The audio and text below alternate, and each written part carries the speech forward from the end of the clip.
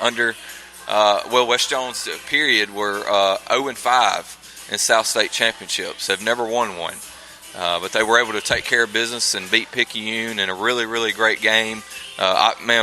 Can't say enough good things about West Jones defensively. They're probably the best in the state defensively, especially on that front line, and that's kind of what got them to this point this year. What about the job Cecil Hicks has done there? I mean, I think he's one of the main reasons West Jones is doing such a good job coming over from Laurel, and just having 2 or 3 guys on there. Byron Young, the big recruit, that's the Alabama, signing with Alabama, and so Nick Saban's going to be getting a good one out of him.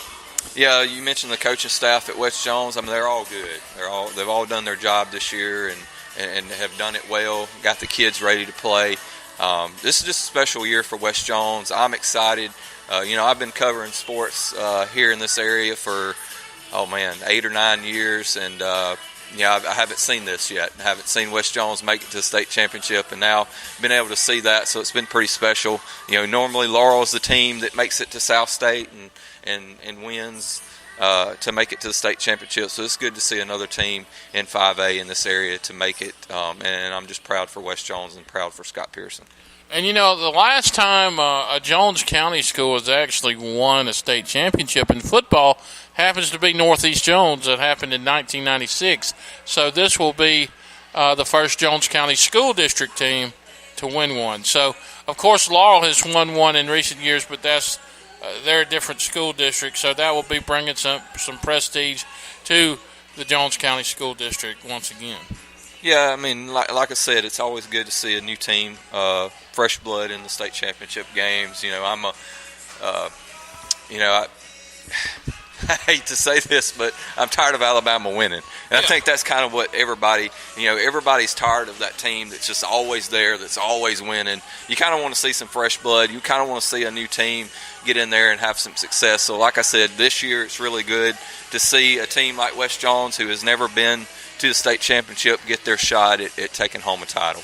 Yeah, I agree. In Alabama, that's just a different subject that we could get on to later. But that, I saw a car, the other day coming down the street with 4 or 5 Alabama stickers, and I'm thinking, we get it. One sticker would be enough to let us know that you're an Alabama fan. But it is good to see, different teams going to state, and I'm so proud for Coach Pearson and the coaching staff there. They've been needing this and wanting this for a long time now in men's sport. And so, you look at Taylorsville, too, right down the road from West Jones. It separates them about 9 miles or so.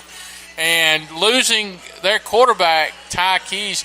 But then their backup comes in and does a great job, too. So, you don't know what's going to happen with that game, but you know that it's going to be a good one in the 2A state championship.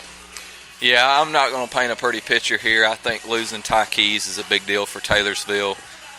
He's been their quarterback these last 2 years. It's got them to the point they are now. Nobody saw him coming as a freshman.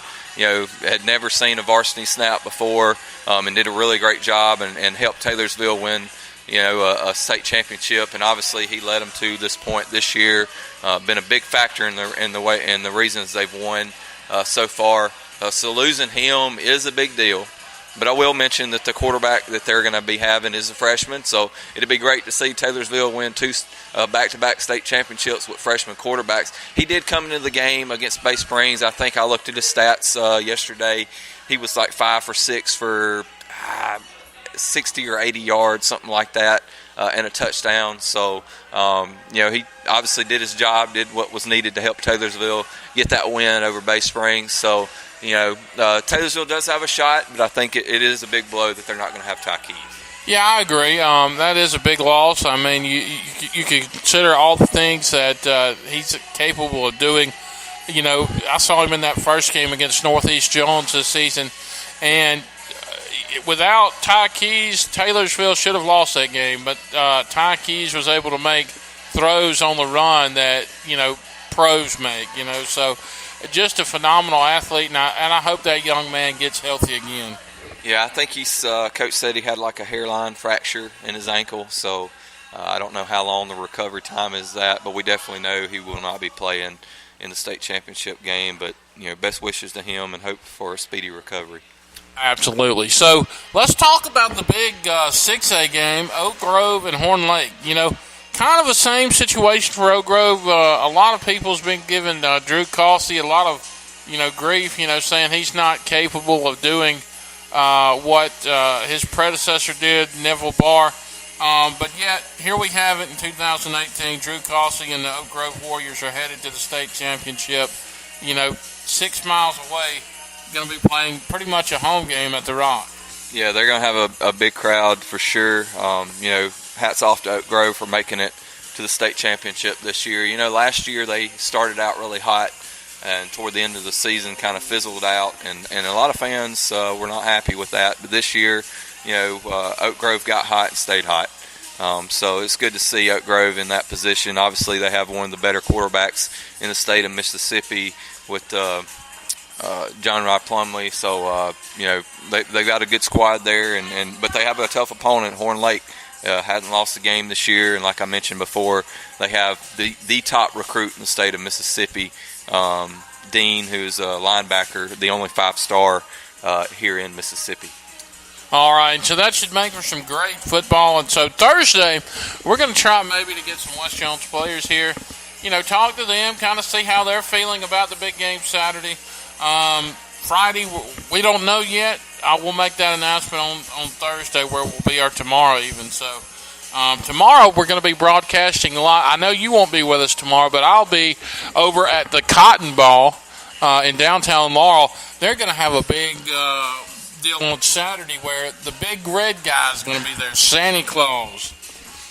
Always a good time to take the children out to meet Santa Claus. Absolutely. Tell them what they want for Christmas. You remember going to see Santa Claus as a kid? Man, I don't. Obviously, that was, my goodness. Years ago, huh? Years ago. 3 decades ago. Almost. Absolutely. So, I'm with you, man.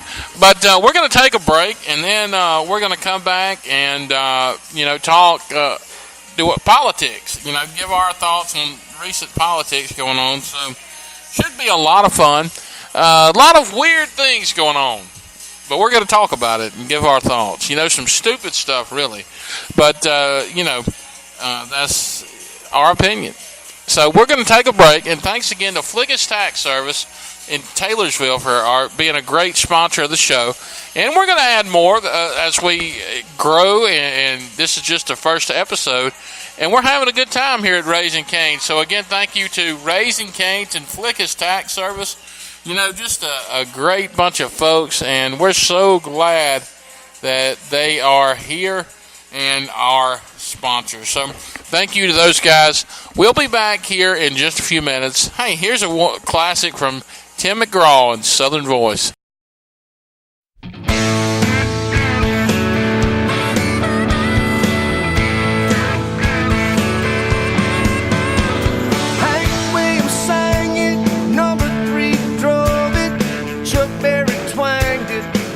Faulkner wrote it, Aretha Franklin sold it, Dolly Parton graced it, Rosa Parks wrote it, Scarlett O'Hara chased it. Smooth as the hickory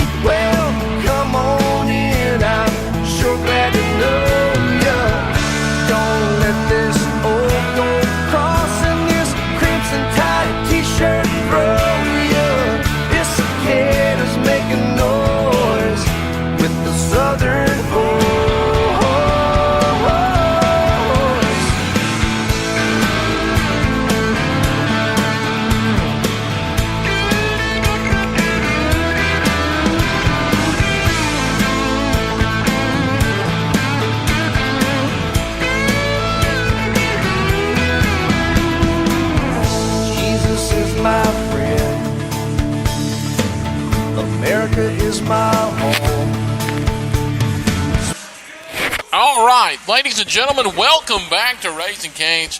We got a good crowd here, and also thanks to Flickish Tax Service in Taylorsville, just a great group to have beside you. It's getting close to tax season, so remember that. Always great food. They got Frosty the Snowman on the cups here, and also you can get a cool calendar with Raising Cane's 3. A cool little dog that is going to go good in my office. I'm getting it together with different sports memorabilia. So I'll have Raising Cane in there. James, so are you ready to talk politics? I guess we might as well. Politics is something that can get pretty nasty. And so, it's nasty right now in the state. You see the ads playing over and over again, and sometimes it just gets really old. Don't you agree? Yeah, I don't think I've seen a political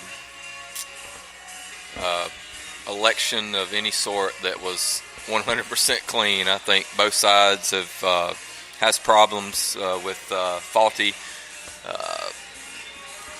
ads. It's kind of embellishing the truth or stretching a lie or just whatever it may be. So yeah, it's just not a fun season to kind of go through. You're absolutely right, and just looking at the whole thing, if you look at it, both of them, is this really the best that Mississippi has to offer? I hope not. I hope not. Obviously, the two people running, Mike Espy, who was a former agriculture secretary under the Clinton administration, and who has represented Mississippi in Congress, and then you have Cindy Hyde Smith, who for most of her life has been a Democrat, who's now a Republican. Somebody's calling you, Big John. Who is for most of her life has been a Democrat, and here recently she switched parties in 2010 to a Republican. Obviously, we've seen in the news here lately she's said some things that have been very questionable. I think the liberal media has kind of taken those statements and kind of stretched them to fit something that they want to. I don't think they're as bad as the liberal media has making them out to be, but I do think they were statements that maybe should not have been said. Yeah, I agree with you on that. Of course, things get said all the time. Watching, for example, WDAM last night, and, before they were starting their newscast, they did some of those commercials, and Mike Epsy was on there, and then I don't know if you caught it, but Carrie Leggett Brown came on and was just like, choose a leader that we can hold accountable. Is Mike Epsy or Cindy Hyde Smith really that accountable? I don't know. This is kind of another one of those lesser of two evils election, I think. Obviously, neither one of them is somebody Mississippi can be completely proud in. But at the same time, I think one candidate does have values that more align with Mississippi and its conservative nature. Absolutely, and I agree with that. It's time that, people just really open up their eyes, and really we just need to choose somebody that can represent Mississippi as a whole. And, one of those young political leaders in the state is Shad White. He's doing a great job with his position. I grew up with Shad. I know him very well. His parents are his dad works in the oil field.